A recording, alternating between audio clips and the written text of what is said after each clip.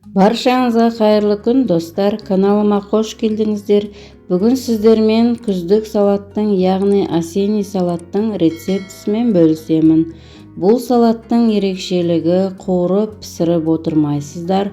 Барлық керек заттарын турап араластырып, банкіге салып жаба саласыздар. Енді салатқа керек заттар бізде осындай полугоркий перец дунганский, капуста керек болады. Жаңағы чеснок, хреннің тамыры, морковь керек болады. Міне осы заттарымыздың барлығын жуып дайындап алғаннан кейін ұзынша қылып, жіңішке ұзынша қылып тураймыз. Міне морковь турағандай, капуста, бұрышты барлығын ұзынша қылып жіңішке турап аламыз. Көкшөп керек болады, мендегі бары сельдерей, бірақ әркімнің өзі қалауынша басқа да көкшөптерді салсаңыздар болады. Міне қыздар, барлық турап алған көкөністерімізді мен осылай дастарханның үстіне төгіп араластырдым. Егерде сіздерде кең ыдыс бар болса, сол кең ыдыстың ішіне жаңағы қантын, тұзын, майын барлығын салып барып араластырсаңыздар жақсы болады.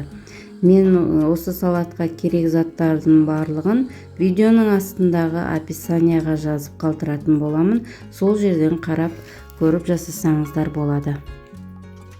Құрметті көрермен, менің каналымда басқа да қысқы мезгілге банкіге жабатын рецептердің бар.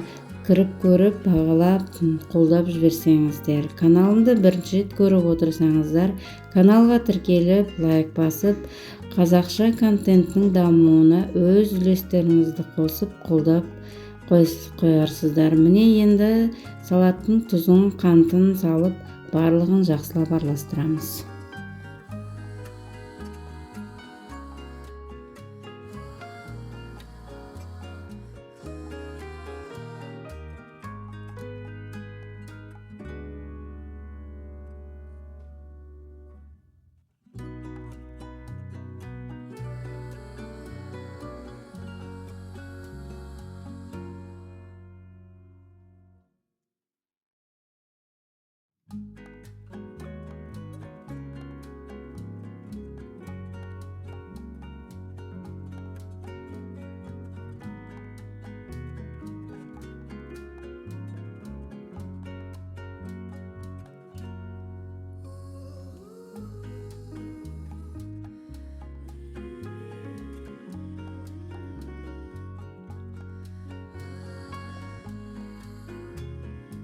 Міне қыздар, салатты мен араластырып бір ыдысқа салып алдым.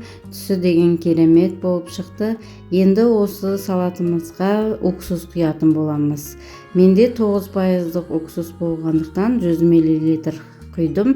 Егер сіздерде 70% уксус болса, 2 ас қасық уксус құятын боласыздар.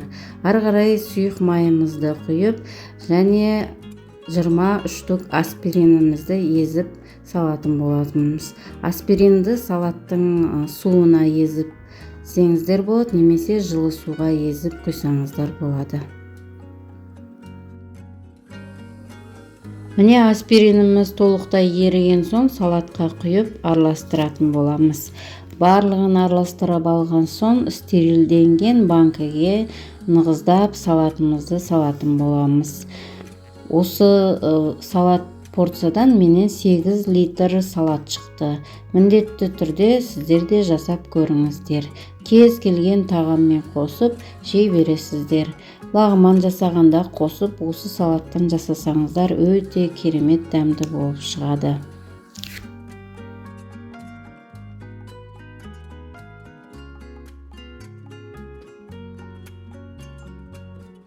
Міне қыздар, осылай банкіларымызға барлық салатымызды нығыздап сумен бірге құйып салып алатын боламыз. Ары қарай стерилденген крышкамызды жауып, жаба беретін боламыз. Міндетті түрде сіздерде жасап көріңіздер.